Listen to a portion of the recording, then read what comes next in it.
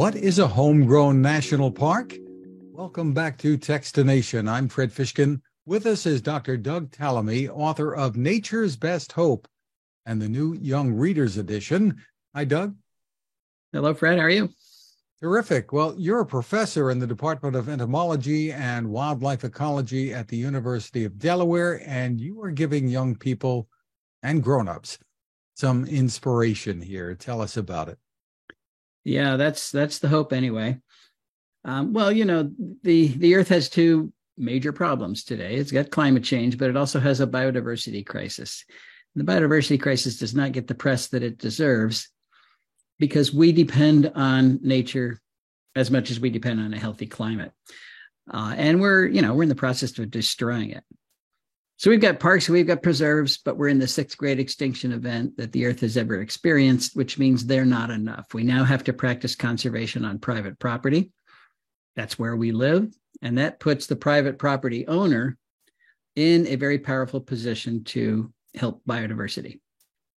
The big problem is they don't know that. So that's what these books are about, is to describe what the problem is and the average person's role in conservation in the future. And the Young Readers version is focused on young readers. They're the future stewards of the planet. And again, they don't know that. So this is to prepare them for their extremely important role in the future. Well, when we talk about things that can be done by the young people and their parents here, what are we talking about? And I guess we can zero right in on those big green lawns that are all over the place. Yeah, we've got 44 million acres of lawn. That's an area bigger than all of New England combined. And it's the way we use our lawn. It's an ecological dead space. So I talk about reducing the area in lawn, and let's just say we're going to cut it in half. That would give us more than 20 million acres that we could restore right where we live. And that really is the basis for creating Homegrown National Park. We're going to create a little park right where we live. And the easiest way to do that, depending on where you live, is simply plant a tree, plant 2 trees, plant an acorn. It's free, and any child can do that and watch it grow. Oaks, by the way, are the most powerful plants we can put in our yards in terms of biodiversity because they support the most life. So this doesn't have to be hard, but when you put that tree in there, you put a bed around the tree, you've reduced the area that's in lawn. That would be step 1. And so you're not talking about paving over or putting gravel down to replace the lawn so you don't have to cut it. Talking about doing something more productive.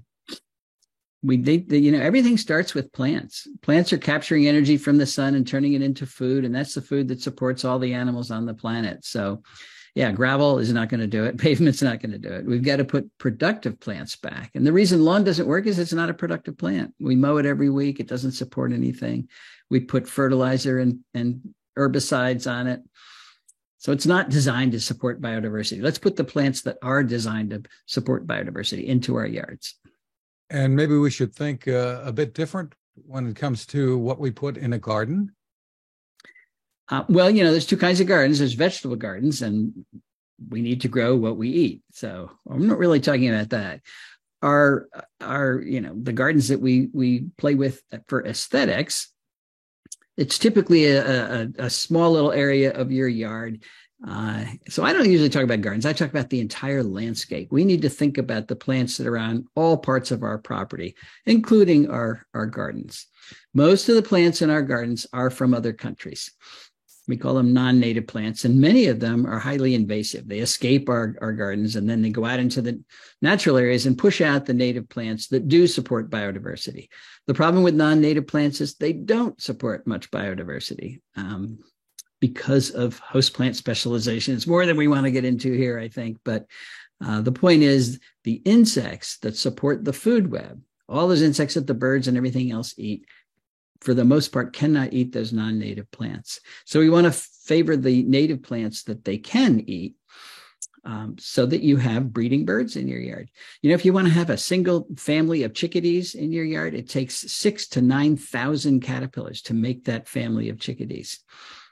Where are they going to get those caterpillars? They've got to get them from the plants in your yard.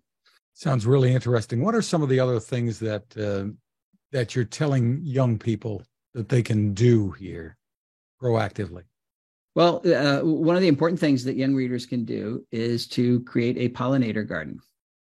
We need to focus on particularly the native bees that pollinate most of our plants. If the plants don't get pollinated, they don't reproduce, and then we don't have those plants anymore. So the way to do that is to put the plants that support specialist pollinators into your garden.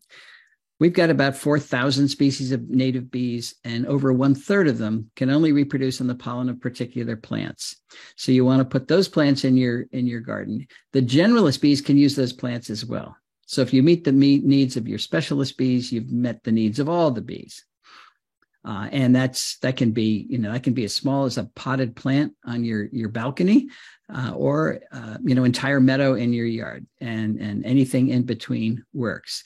The other thing that you want to focus on is having flowering plants all season long, from late April right through the end of September. And the more you succeed in that, the more species of native bees you're going to support. So those are all great projects for young people. Tell us about the urgency here, in the sense of urgency you're trying to convey. Yeah, there is urgency. I'm not here to scare everybody, but we've already lost 3 billion breeding birds in North America. The UN says we're going to lose 1 million species to extinction in the next 20 years. And they said it 2 years ago, so that's now the next 18 years. It makes a nice headline, but it's not an option. These are the species that run the ecosystems that support us. These are the ecosystems that provide life support that keeps humans on this planet. We are so detached from nature now, we tend to think we don't need it. Big mistake. We're totally dependent on it. And we've got to stop these biodiversity declines. The UN recognizes this. This is why they had their big conference in, I guess, Montreal earlier this year. What are we going to do about the biodiversity crisis? And most people think we're going to put aside more land for parks and preserves. That's great. We want to do that, but we've got to support biodiversity where we humans are. In this country alone, we've got 135 million acres of residential landscapes. We cannot expel nature from all of that area and expect it to work. So for more information, Doug, obviously we want people to buy the book. Are there places that people can go to learn more here? Yeah, I recommend going to our website, homegrownnationalpark.org, and lots of information there. How you can join Homegrown National Park, and it is free, by the way, and all the benefits you get really directs you in this effort to save life on planet Earth. Remember, this is a selfish action here. We need it for ourselves. It's not just that we're being nice guys for nature.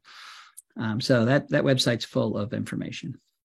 So it's Homegrown National Park, and how did it sounds terrific.